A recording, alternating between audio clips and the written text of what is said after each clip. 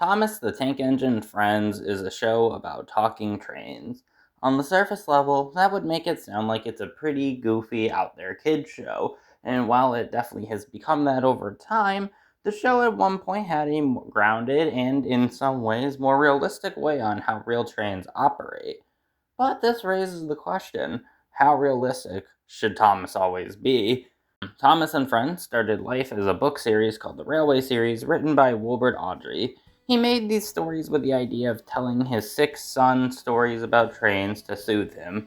But over time, these would become a pop culture phenomenon, if you couldn't tell already, and the more the series went on, the more he infused his love of trains into the franchise. Many, if not every, character in the series has at least some kind of real life basis, and many stories in the series are directly adapted from real life events that happened, albeit slightly altered to accommodate them being, well, alive. But that does beg the question, especially with how the franchise has gone on. How realistic should this IP be, as it has, gone through a lot of changes in that near 80-year run? For a lot of normal people, they'd be like, well, they have faces, how can it be realistic? But the point of the matter is that was the only major surreal element at the time. Everything else was treated like they were, well, real steam engines, just they were sentient.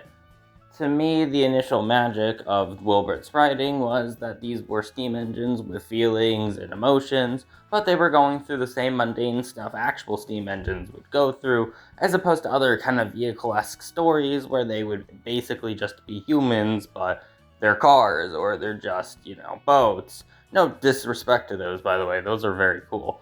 But in general, it made Thomas have an offer of something that nothing really else in entertainment was doing at the time. In general, I think a reason why it became so popular was it felt more true to life in a way without it feeling so over exaggerated, with the minor surreal elements here and there. With Thomas's recent installment All Engines Go, it's safe to say the series has definitely foregone those roots, but to be fair, before this, it has pushed itself very far. It's definitely given me the question, how far is too far? Is there any room for surrealism in Thomas? This is what I kind of want to answer, and this is more to the best of my ability. Opinions can vary depending on who you talk to. The first time I'd say something semi-unrealistic has happened in this whole franchise's history was probably when Henry was rebuilt into a completely different engine, unless you believe in the two Henrys theory, I guess, but I don't. Anyway, this is clearly showing that while Awdry intended for Henry to become more realistic, having him based off of a real engine instead of some weird hybrid idea, this was the first point where the series had done something surreal, and this was before it even got commercialized. So clearly, even back then, there were rules that could be stretched. With the start of Thomas becoming a TV star thanks to the television series, the realism definitely gets stretched even further. Again, using Henry as an example with Season 3's Henry's Forest, him not alerting a signalman, which seems very tame now, but something that definitely disappointed Awdry at the time. Then you've got stuff like Rusty to the Rescue, where Rusty goes all the way to the mainland because apparently there's tracks that lead right to there from a narrow gauge line to save Stepney, the Bluebell engine. And then in Season 5, it gets pushed even further with episodes like Toby and the Flood or Rusty and the Boulder. But I don't think this is too big of a deal.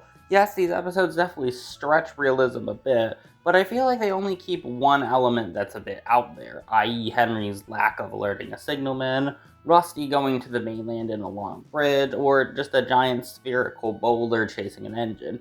Everything else still feels fairly grounded, just with a bit of a surreal element to it. And I think this is still fine though. It still feels true to the element of the series, and in a season that mostly will have more grounded, realer episodes, having the one surreal episode or two, I think it's just a fun change of pace every now and then. Okay, and then we have Thomas and the Magic Railroad, which confirms Sodor is like a pocket dimension with magic, and okay, yeah, this is a bit too far. It's not the worst that gets stretched, but I think the implication that Sodor isn't real was a big turnoff for many people back in the day, and really changed kind of what kind of Thomas perception is, because while it had surreal elements beforehand, This just pushed it way too far. And while Magic Railroad itself is never acknowledged again, it seems like the series definitely tries pushing it further and further, with weird instances like Thomas being propelled by a jet engine, or a snowman balloon being attached to Thomas's buffers, whatever Up, Up, and Away is, and especially when it culminates to the Big World, Big Adventures era, where the characters can bob their bodies around and go to different countries and have technology fairs, and okay, this is just too much. To me, I think what makes it too much in my eyes is the further it goes along, this becomes the whole show. When there were just one or two episodes that were a bit weird and seasons that were mostly grounded or had real life elements to them, I think it was kind of fine.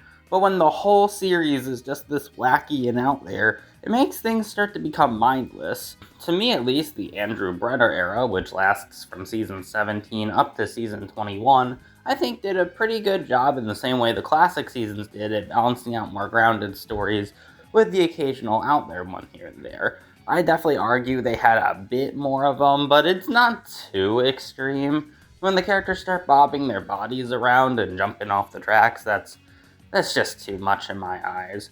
So to answer the question, how much realism do I think should be applied to Thomas? I think it should be like a 75% grounded stories, with 25% being allowed to go more out there. In my eyes, it is perfectly fine to do a surreal episode in a pretty mundane season, in the idea of it either having a strong message that the younger audience can view, just a fun story idea you have, or something to show off the visual props in the model or CGI era.